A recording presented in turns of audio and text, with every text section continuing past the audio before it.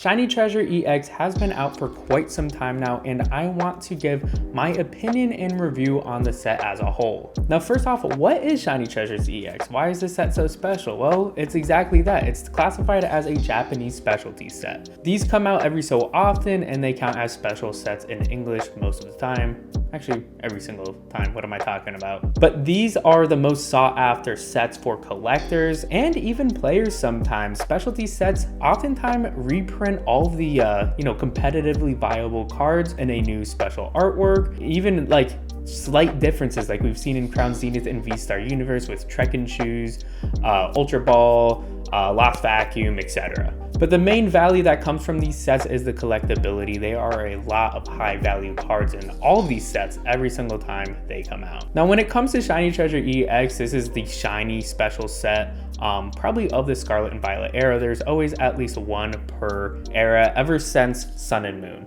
Now, first things first, my initial take on this is similar to my take for Shining Star V, aka Shining Fates, and this shiny set came out way too early. When you think of the best shiny sets ever, oftentimes you will think of Hidden Fates. Now, what Hidden Fates did that was so good was that it's one of the last sets that came out from the Sun and Moon era, so a lot of the cards that could be candidates for being shiny were amazing. You got the Charizard, you got the Umbreon, Espeon, Articuno. There are just so many amazing cards that were shiny from that set. Now with Shiny Treasure EX, we only have a few sets out and only so many of those cards are competitively viable.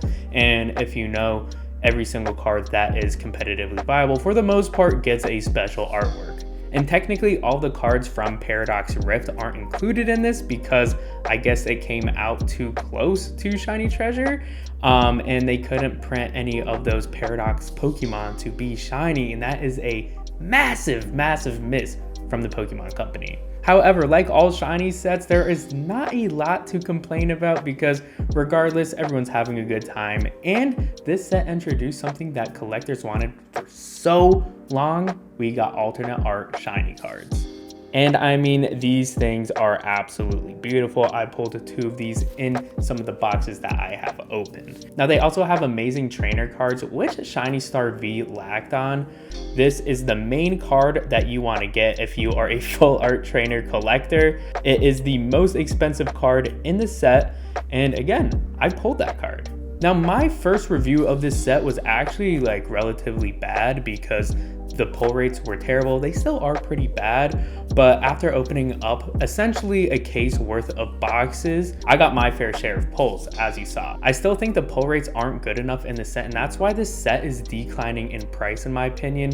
A lot of the collectors are giving up because the pull rates are just so difficult. Now, I never judge a set based on its pull rates. For example, I love Fusion Strike. There are so many great cards from that set, but the pull rates are known to be bad, but I don't judge it based off of that. When it comes to all Japanese sets, actually, you have guarantees, especially in specialty sets. In Shiny Treasure EX, you are guaranteed at least 3 baby shinies and 1 full art shiny. Now, one of those baby shinies can be replaced by an art rare. And that definitely isn't always the case.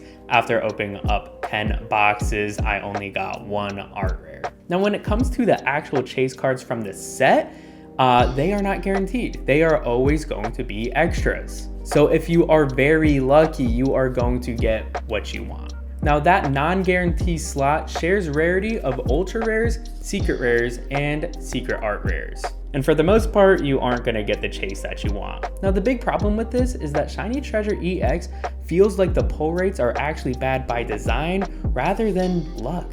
For example, V-Star Universe, the last specialty set from Japan, had those chase cards in the guaranteed slots. You were guaranteed 1 SAR per box for V-Star Universe, and that is not the case for Shiny Treasure EX. So that is my biggest complaint about the set. Everything else about it is great. The selection is amazing. I mean, there's Wooper, there's Charizard, there's not more I could ask for. And as you guys have seen, it is possible to pull these very high-end cards. As far as price goes, it started out at $90 for pre-order, but now I am seeing plenty of boxes under $60. I believe MSRP for these boxes are $40. I don't know the exchange rate for yen off the top of my head, but I'm pretty sure 40 is the correct number. And the fact that we are getting super close to MSRP from this new Japanese specialty set before second print wave came through is absolutely insane, but it says a lot because, you know, it's very hard to pull these chase cards and collectors aren't really having that fun.